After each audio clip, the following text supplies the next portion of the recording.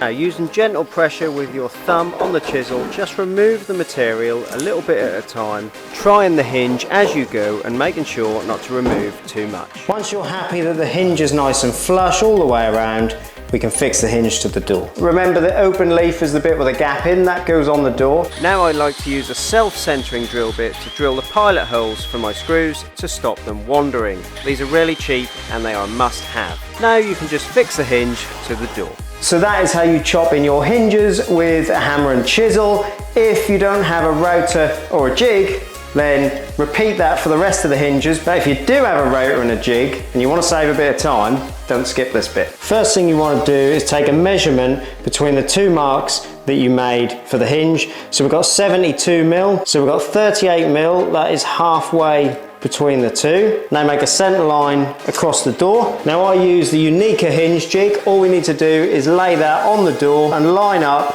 the center line that's pre-marked with the line that you just made across the door. And then you insert the two bradles which hold the jig in place. Now I'm going to use this little trim rotor. There are loads of rotors out there. I've got this little palm rotor as well. Personally, I prefer the trend one because it's got a guide and it works better with the jig. You can just use a palm one without the jig if you'd prefer. Now, until we're ready to actually start to cut and the rotor bit is physically in the jig, do not put the battery in your rotor or plug it in because you'll end up doing yourself some damage. So be very careful with that. Please like, say, and subscribe for our